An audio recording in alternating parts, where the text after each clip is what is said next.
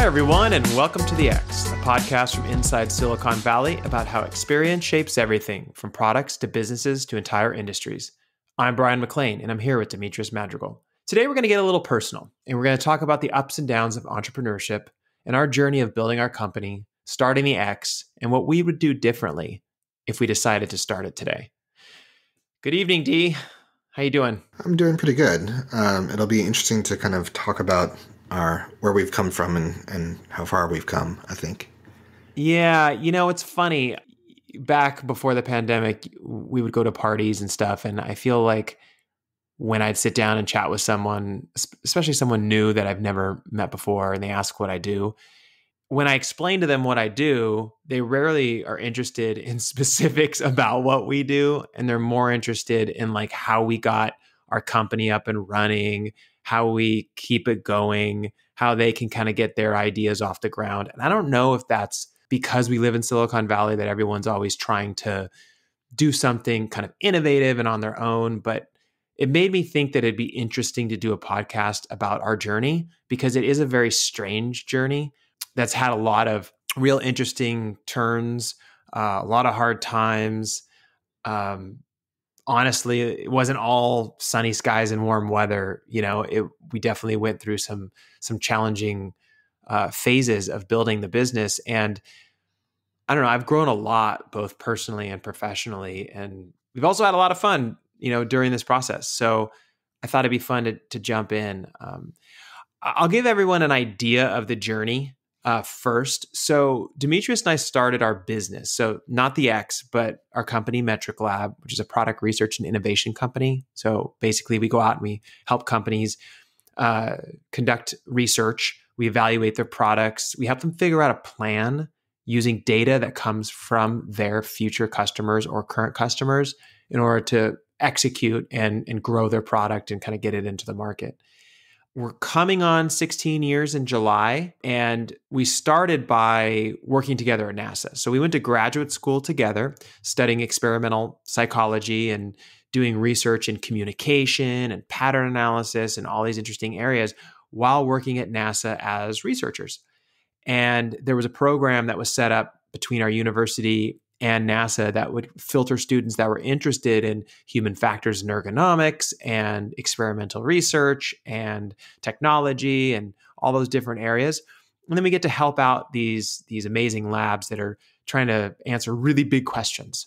When we left NASA, I was there for about 5 years. Demetrius, I don't remember exactly how long you were there, but when we left NASA and they were kind of winding down funding within our labs, we decided to start our company with the vision for actually providing more corporate education and interpersonal communication. Basically, our idea was we know how to conduct research in the communication space really well. So what if we helped companies conduct research in that space and then use that data in order to focus on interpersonal communication and growth between individuals at the company? We thought it was really interesting. And although most of our work was in human factors, user experience, and that kind of stuff working at NASA, we thought it'd be interesting to go into this space because that's what we were studying specifically for our research work associated with our thesis in school. And about 6 months into the business, it became pretty apparent that the real growth was in user experience because of all the tech companies that were around us. And they wanted to figure out, how do we delight customers so they'll continue to buy our products? And the best way to do that is to conduct small experiments with the current product, future product ideas, things like that, and get as much feedback as possible. So we pivoted the company and we started working with companies like eBay and Microsoft and these really great tech companies, as well as some other government entities at the same time through our connections with NASA. Eventually, we ended up working with some really big tech companies like Google and Amazon and Salesforce and Samsung and Alibaba and all those, and the company started to really grow. But the journey itself wasn't that simple. Like, we had the Great Recession in there. We've had downturns, all kinds of things. And when you're trying to build a company and also make payroll every month, it's a pretty daunting process, but it's an adventure. a really challenging adventure. So there's just a lot in there. And I feel like Demetrius and I could probably sit here for 2 weeks and talk about this topic and tell stories and explore it. But we want to try to summarize some of the things that we learned during our journey and what we would change if we were doing things now as a way of maybe helping other people who are getting started and wanting to build their company. So the question I would propose to you, Demetrius, is how do you feel about the journey now that you're reflecting back on it 15 years later? Well, I mean, let me start off by saying I don't do a ton of reflecting back on the past. I much prefer to focus on what's now and what's in the future. Sometimes I'll look back and see if I can find any lessons learned, but like I don't like to focus on that. Like to me, there's nothing you can do to change it. It's more helpful to focus on where you're going than where you've been. I will sometimes look back and think to myself, what if we had done this differently or that differently? Because our journey is, when you're in business, you're just constantly transitioning from one thing to the other. You're changing your focus, you're changing your strategy. You're always doing what you can to kind of stay fresh and figure out what the next direction to go should be.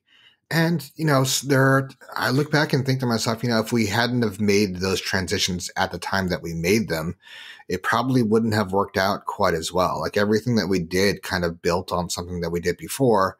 So if we tried to do something earlier than we did them, then we wouldn't have had the necessary foundation to get to where it was. Like I don't think there's a lot of shortcuts there. We had a long journey and we got to where we are, and it kind of had to be that way. You hear people all the time, entrepreneurs and stuff will say timing is everything. And you just nailed it right there. Every time we tried to do something too early or force it, it never worked. No. Right? I mean, I remember when we were getting our heads wrapped around building our own product. So we were already doing a lot of consulting and things were working well. And we said, okay, let's fund our own product. And we got the product off the ground and it worked out, and it was crazy and hard, but we did it. And then we decided, okay, let's do it again. And we tried to force ideas, and they all failed because we were trying to force it. It wasn't like we conducted research and then we came up with this idea and then we tested it, went through the same phase that we did the first time. We were like, okay, well, now we know how to do this. Let's just do it again. And I don't think it really works that way. That was something I learned at the time. Just because you have a great idea doesn't mean it's going to unfold the way that you want it to, especially if you try to force it. I mean, you remember that time, right? We kind of looked at each other and we're like, these ideas aren't working. We need to double down on what we do best, which is providing research and support to our big customers. Yeah, but the lessons learned from some of the things that we tried that didn't work out, I mean, that helped us to succeed at other things that did. So you kind of look back and you try to think to yourself, what if I hadn't have done this thing? If I hadn't invested in the time and money into this effort that didn't really work out, but the knowledge gained from it enabled other things that did. So it's kind of like, I don't know that anything could have been done to make the process more efficient or better. Yeah. I mean, right after we had learned those lessons and we just focused on what we were really, really good at and excelling at, I felt so empowered to help other people who were trying to do the same thing at the same time. So there had people, friends of ours that had come to me and said, oh, I have this great idea. I think I want to get it off the ground. And I was like, great, but here's what we just learned literally a year ago. And you should take that into consideration when doing that. And I felt really good that I had that experience to be able to pass that information on to them. But I have this bigger question for you, and I don't think we've talked about this actually in a really long time. What made you want to do it? What made you want to embark on that journey that you and I decided that we were going to do at that time? What was going through your head?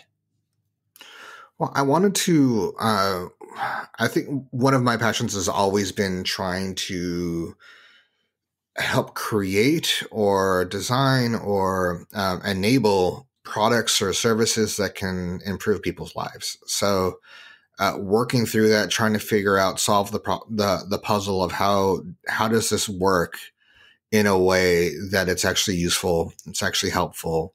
It's not just something that's going to kind of gather dust or be harmful in some way. So that idea of, using what I had is whatever capabilities I had in order to help develop something that's going to be useful and helpful to people was just a passion of mine. So I'm still primarily motivated by the work itself and getting that done. I'm always most happy when I'm working on something that I think is going to have a good, bright future.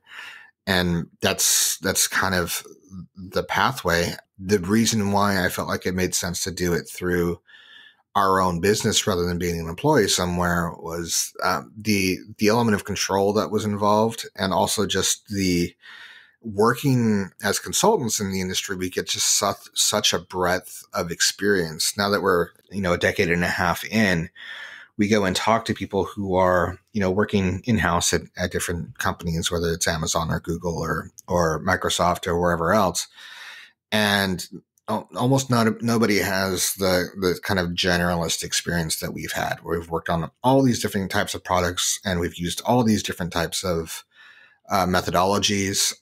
Most people tend to be very focused on, I'm just going to do, usability on keyboards or something. That's kind of like they find their niche. And for us, we've worked on everything because our niche ultimately is people, and the way in which people use their different products or have their needs or live their life doesn't change that much depending on based on what product it is. The way in which we conduct our work and our business falls so heavily on our education, because we've gone into so many meetings where the person who called us in to see if we would be able to help them out said, "Have you worked specifically on X?" And you and I always had to create this talking point around this, because the misconception is, especially if you're a trained researcher like us, is that you have to have experience working on a certain type of product in order to be successful at testing it, where you and I have a completely different framework in our head. Ours is, if you're educated in research and you understand how to conduct research and you have many methods that you have floating around in your head that you can apply, it doesn't really matter whether you are working on a pair of shoes or a television. So we had to almost reframe our thinking, because, to your point, the people who work in those companies are focused, let's say, on entertainment, and they've been in entertainment their whole career. So they're looking for a researcher with a ton of entertainment experience. And yeah, that helps. Like, now we have experience in almost everything, so it's easy for us to pull up samples for all the stuff that we've done. But at the time, I was like, well, why does that matter? Like, it doesn't really matter. Like, you're literally developing an experiment. You're testing the product within the experiment. You're developing an outcome, and then you're providing that. So one of the big lessons that I learned as we were navigating all these different companies is that you have to know how to talk about what your capabilities are beyond the tool that they invited you in to explain. So calling you in as a researcher, but you also have to do what you always do at every meeting, D, which was, hey, FYI, we have a background in experimental research and design, so we have the ability to make our own custom research methods designed specifically to help you solve your problem. So it doesn't really matter what product you have or how many you have, we can take care of that for you. Yeah, I think that one of the things that people have to understand is there are two aspects of this work, or any work, that I think are more important than specific experience. One of them is just fundamentals. So for our work, research fundamentals, the fundamentals of kind of scientific methodology and how to interact with people. And the second aspect is, at the end of the day, you're not working on a technology or a product per se. You're working on an experience for people's lives. You're working on people more than you are on a hardware or software product, that the people are your focus. Yeah, I mean, that's a big one. And there was a time about 5 or 6 years into the business where I thought, you know what D and I should have done? Like, you know me, I'm a little more on the, hey, what would have happened if we would have tried this or tried that? And you're kind of like, don't worry about it. Just keep moving. You've always been my good North Star for just not dwelling in the past. But about 6 or 7, I thought, wow, what if you and I would have went from NASA to like Disney for a while and really harnessed our storytelling skills? Now, obviously, we've done this for so long that we have that component, but like back then, that would have been a great addition to building the business of like the hardcore experimental research and then the hardcore storytelling aspect. Then you start the business and kind of blend those two together. So like that's something that if somebody were to ask me like, what should I consider or think about when it comes to building my business now, it would be, what are you really, really good at? And then kind of what are you hoping to get better at? And if you can grab a little bit of that hoping to get better at and blend it together before you start your business, you might end up doing even better or accelerate the business even quicker. Yeah, I think that's something that has crossed my mind. How would things have gone differently if we had gone a different route and gone internal at some company for a while and then spun it out into a company? And I think it ultimately, we got to the same skill set. I think we had good fundamental skills, and that's why we ended up where we are. But I think it might have been more comfortable. It's very comfortable going and working at an Amazon or a Google relative to having your own business and not necessarily knowing where your next paycheck's going to come from. But I think at the same time, it might have been a little bit more pigeonholing where we wouldn't have had, again, the breadth of experience and the breadth of knowledge. And I've just got finished touting kind of how it's about the fundamentals and everything. But I think one of the lessons learned from having the breadth of experience is how much you do come back to the fundamentals and you're not relying so much on your specific experience in a field and understanding kind of like how everything plays together. I've had people talk to me a little bit about like how I will kind of dig into so many different topic areas and try to understand as much as I can. And ultimately that's just because after all these years in the business, I've come to recognize that everything is interrelated. And if you want to really understand something, you have to kind of understand so many of the different factors that come into play. So what would you say, Dee, is the biggest lesson that you learned after the first few years of running the business? And not specifically the work that we did, but more importantly, the actual running of the business. Well, I mean, one of the big things I want to kind of point out, or one of the things I took away from things was just that nobody really has everything figured out. Like as much as people can be perceived as experts or they're the go-to expert on things, they don't necessarily know more than you do as somebody who's been working on the ground. I think that level of confidence is now something that I have that I didn't always have. There was always a perception of like, oh, hey, so-and-so is the luminary in this field, and we really have to listen to what they have to say. And so many times for me, it's like, yeah, I feel like this is what they're saying is fairly generally known. They're not saying anything that's like lighting up a light bulb for me. So I feel like just having that element of confidence of feeling that nobody has all of this stuff completely figured out. There's no perfect answer to everything. We're all just trying to figure out what is the best answer to some of these very complex questions around technology and people and how everything fits together. That's a good point, because we went to a lot of people that we know who were very successful of running their own businesses at the time. And we would sit down with them and ask them all kinds of questions, right? Like, how do we do this? How do we do that? What do you think about this? Where should we go to get more education? Whatever it was.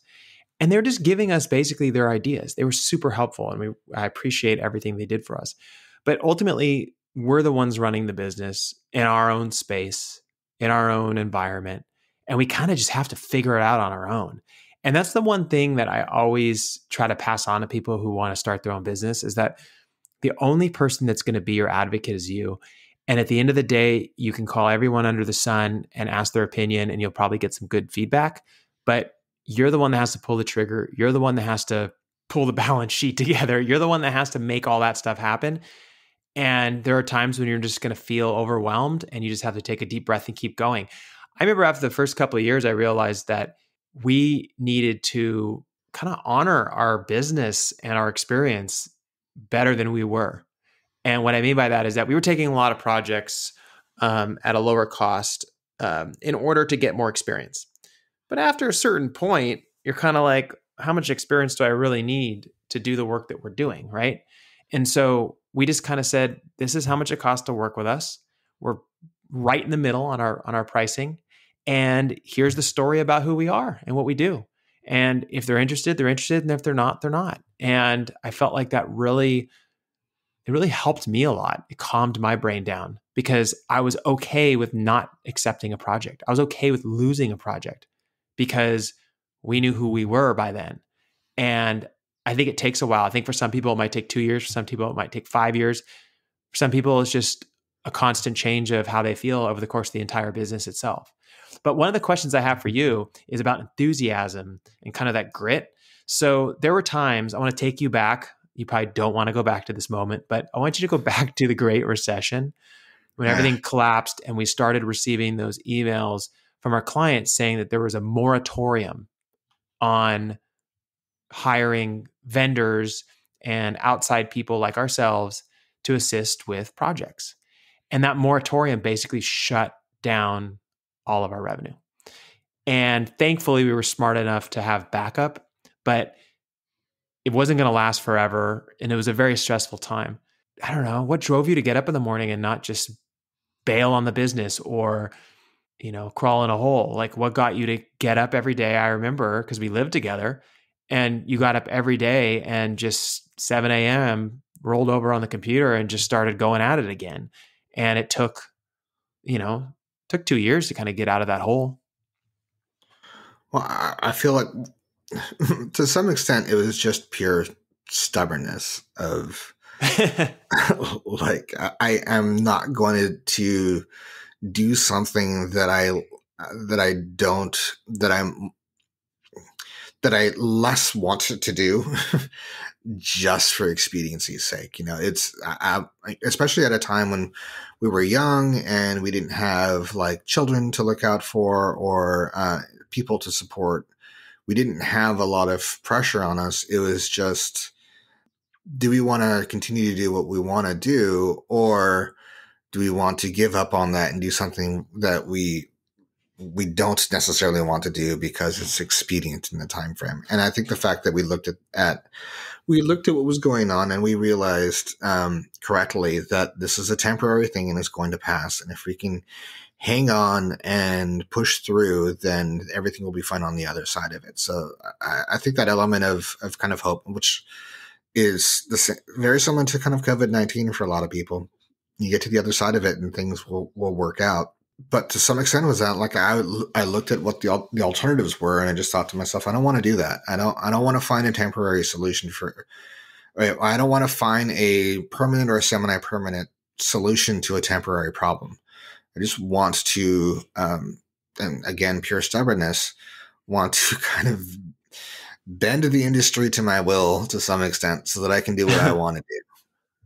Yeah. And ultimately it worked out. I mean, not without some challenging times for sure. And probably a lot of stress and anxiety during that time period, but we kind of pushed through. And, now that I look back at it, it also helped me with COVID, right? Because when COVID hit, our first thought was, okay, this is going to shake things up and we're going to have to pivot or, who knows, right? Ultimately, it ended up working out okay because we had such a big client base. We had a lot of people that still wanted to work with us remotely, and they actually really enjoy the remote work a lot more than maybe they used to in the past. But I remember thinking back, okay, how did we handle the Great Recession time?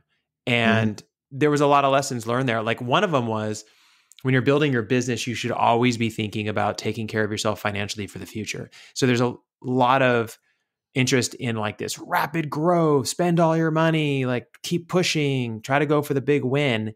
And I think you and I looked at it after having some issues early on with like the Great Recession and stuff. We were like, no, how about this?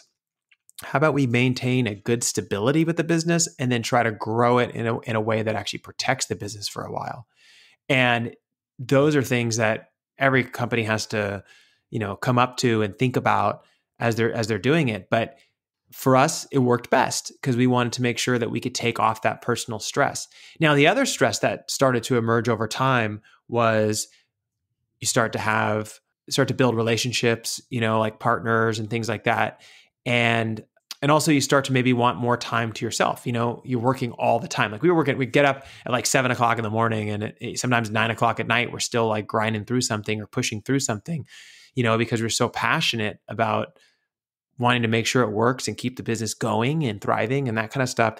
But then you also end up not spending a lot of time with friends and family and, meeting new partners or things like that. So my question is to you, at any point, like, how did you balance your schedule to make yourself feel like you had some time, personal time for yourself?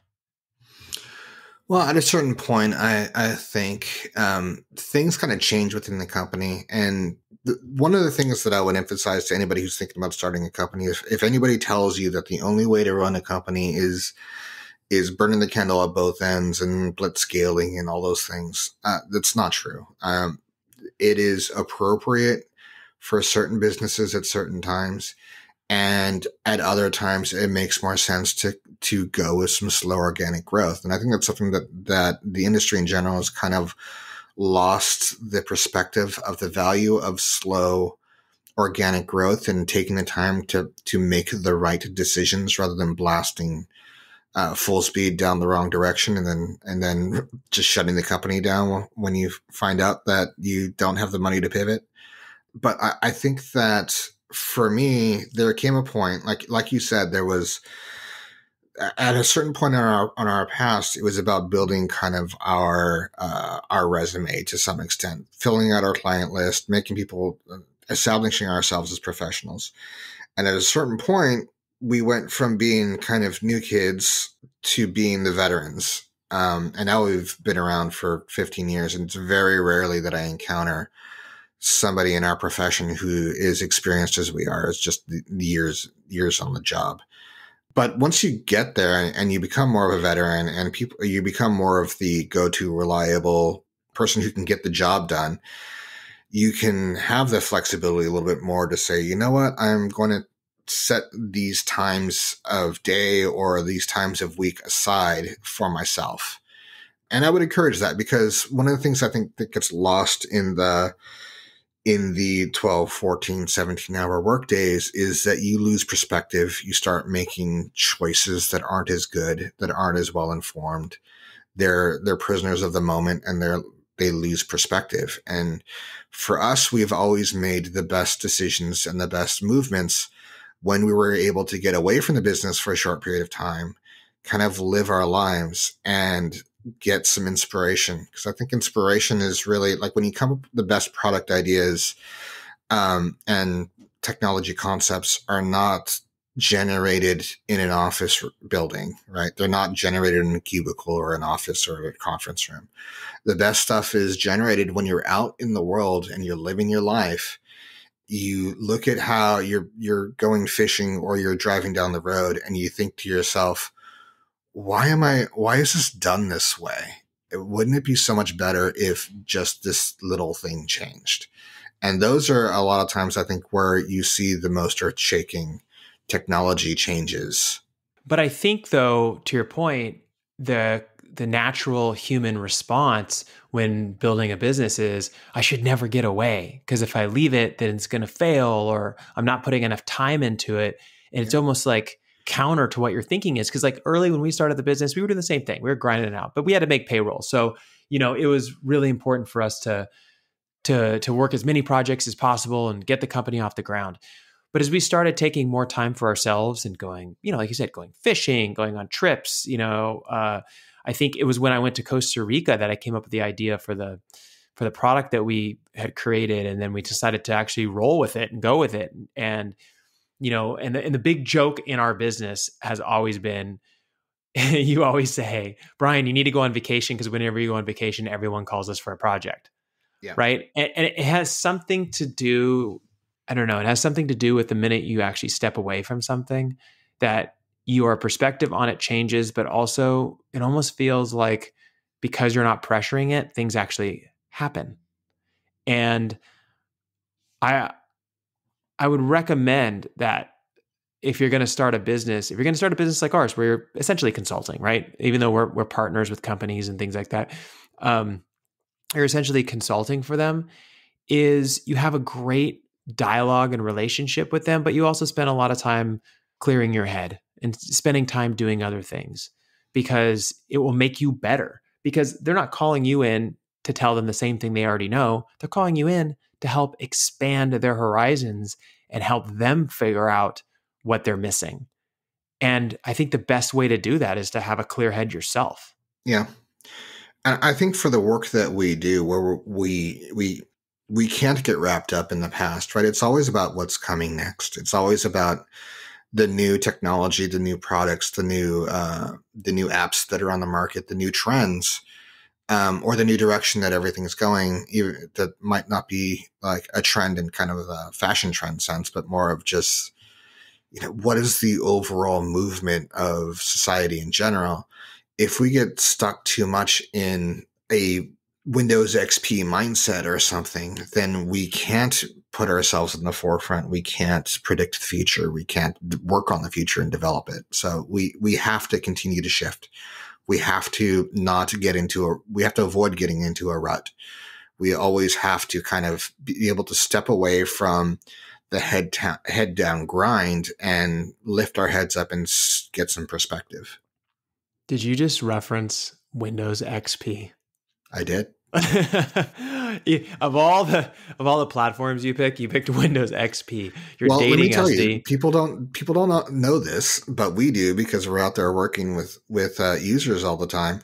There are absolutely people out there. If you're developing software on that works on a desktop environment, there are going to be people out there who are going to use your product, or going to try to use your product at least, on Windows XP with an 800 by 400 resolution monitor. And this is doubly so if you're working in enterprise. They're out there, they're using it. It is the reality. And so you have to kind of, Walt Disney said he'd keep 1 foot in the past and 1 foot in the future. And that's kind of one of the things you have to do. One of the things about this particular business that I find to be so fascinating is that when you and I decide to engage on a project and we're with a client and they have a new product, whatever it is, it could be anything, it could be AR glasses, it could be laptops, it could be phones, it could be keyboards, it doesn't matter what we're doing, cameras, you never know what you're going to run into. When you start user testing, you never know what you're going to see. And you see the most amazing things. Like, I saw a setup. Let me just say one thing. I don't think you saw this because I was out in the field like a long time ago. I actually saw someone who ran their entire operation inside of their barn. And the machine itself was filthy, super organized from a software perspective. Like, it was all used for farming stuff. But I mean, we opened the machine and the inside of it was absolutely filthy, just filled with cobwebs and everything. And I couldn't believe it. Like, it's the only machine that they had. And they were running in a barn and it was so dirty. And I was like, this ain't going to last very long. I was telling them, I was like, you should really clean this thing out. Like, it's not going to last very long. And they're like, oh, it's been here for years. Seems to be fine. But it was just like, I walked away and I was like, how different is that experience from some of the stuff that we do where we're working with a user up in a really nice high rise in San Francisco, right? Just so different. Yeah. I mean, I'm almost never surprised by somebody's response to a technology. Very, very rarely. What I am surprised by is kind of the aspects of some people's lives, like how they live and what they do and what's important to them. That some people ultimately are, I keep coming back to this, but people are ultimately the most interesting part of this business. Absolutely. And we tell people all the time that when we go in, when we're preparing our methodology, we always leave room for it to go wherever it needs to go. So we have, we create kind of we call it a discussion guide. It's basically a checklist of topics that we want to touch on. But at the same time, if somebody brings something up that we hadn't anticipated at all, as far as their use case or their needs or an idea for the technology implementation that solves a problem that we've been in situations where we were trying to work on a technology that people had tried to dial in the design in for a decade or more. And some user just says off the top of their head with no over analysis at all, just says, well, why don't you just do this? And everybody's jaws dropped because it was the perfect, elegant solution for something that people were trying to solve for years and years. I remember that happening a couple of times, Yeah. and both of us looking at each other going, why didn't we think of that? Yeah, we've worked on technologies we can't talk about that are in just about everybody's homes right now that came about because we were doing ethnography on how somebody does something, and they said, well, I built my own thing that does this, or this thing it's not right. Why don't you just do this? And it became something that became like just an industry standard. And it all Yeah. came from this one person who had this idea, and everybody looked at it, and nobody else thought to suggest that. Nobody else really kind of had that idea. But as soon as you hear it, it's just kind of a no-brainer. Like, it's one of those, why hasn't anybody thought about this before? Why haven't I thought about this before? And it's always the people that surprise you. Absolutely. And that's the thing that keeps us going every day. I think if we did the same thing every single day, we would have burned out really quickly, because you and I are like intellectually interested in people. Like, we just like learning about people and what they do and why they do it, and then applying that to building things that they want. And it just keeps us interested. But, one of the questions I had was about working with me and picking a business partner. So, any advice that you would give to someone who is going to go into business because they have an idea and maybe they're looking for a partner? Like, what do they need to know? Well, the number one thing is you have to find somebody that you trust, and then you have to find somebody who you have to be able to trust them. You have to be able to speak the same language, like just not literally, but just kind of culturally. You have to be able to understand each other and understand their perspective in order to communicate back and forth. And they have to have a different skill set than you. You can't have a partner who's just another you. That's kind of pointless. You have to have somebody who is good at the things that you're not good at.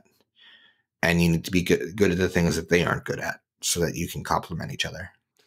Yeah. And I also think you have to not be stubborn, right? Like, you and I Mm-hmm. are really good, and we continue to work on it every day, every year, is when somebody says, I think you're wrong, and here's why, instead of digging in because you're feeling frustrated because they challenged you or you worked really hard on an idea, instead saying, okay, well, let me hear you out. Let me ask you a bunch of questions about it. And then if you're right, even if I'm wrong, I'm going to say you're right. And that has happened so many times with us, right? And for me, it's usually I come up with some sort of idea and I'll bring it to you thinking that you're going to be super enthusiastic about it. And you're like, I don't know.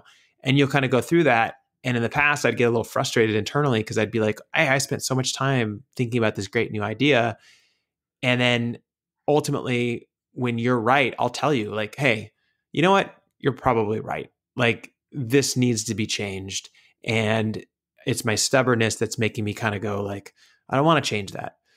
And I feel like that element is so important. Like, so many people have told me, like they said, you and D have different skill sets, but you complement each other and respect each other. Was it always like that? And I said, I think it's always been that way since graduate school. We started working at graduate school together, worked at NASA together. It doesn't mean we haven't butted heads. It doesn't mean that we haven't looked at ideas completely differently and thought, I think you're wrong. And you're like, I think I'm wrong.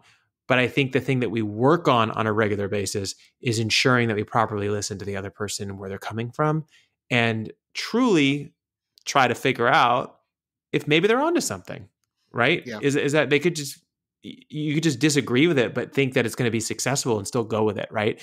And you and I have worked with a lot of different people. I mean, a lot. C-level executives to SVPs to designers, researchers, investors, like, you name it. And I can tell you right now, finding good partners and people who have that perspective, it's challenging for sure. It's possible, but it's very challenging. So if you're going to start a business, I really recommend you spend a lot of time with that person and really get to know them. Like you and I basically had the ultimate job interview. We worked together for 4 years first, right? Yeah. Like can't get any better than that. Yeah, and I think one of the things that characterizes a great working relationship, and one of the things that we do well, is just being able to accept criticism and not to get defensive when somebody is critiquing your idea. Mm-hmm. And one of the big jokes is that the way that we evaluate, the way that we work is Bryan comes up with an idea, he brings it to me, I try to break it, and if I can't break it, then it's an idea that we follow up on. Yeah. And then in time, some of the mistakes that I've made is I think you have had ideas and I maybe didn't fully think through them. Like I kind of looked at it, I was like, I don't know if I really want to go that direction without like really digging in and listening. And so like, that's why now, I'm very much like, okay, he generated an idea over the weekend and he's presenting it to me just because I'm not feeling like that day I want to change directions or whatever it is. You have to really listen because there's usually great stuff in there, right? There's usually great opportunities in there. And I don't know if that type of stuff comes from general life frustrations or being tired or having tons of client work to do or whatever it is, but us taking the time to truly listen to one another in the business, not just working together on the business work, right? Like there's this old saying of like, are you working on the business or in the business? Because when you're working in the business, you need to spend more time working on the business. And when you're spending too much time on the business, you need to spend more time working in the business. And in the business is like, I'm working with my clients, streamlining, accounting. We're like doing all the stuff we need to do to keep the business running. And then working on the business is taking a step back and saying, what new ideas do we have to grow it, to rebrand it, to rethink it? The podcast is a great example of this really, because we talked about doing this podcast 2.5 years before we started it. And at the time you had said, I just don't think we're ready. Like we're so deep and busy with our clients where we haven't even wrapped up some of our licensing agreement things yet, right? Like I just don't know this is the right time to do this. And I think you were 100% right, even though I was really frustrated and I kind of wanted to do it back then. But the timing was perfect for starting this now because we got to where we wanted to be with the business, and with the events of COVID, having all that extra time being home, it was like, why wouldn't we give it a shot?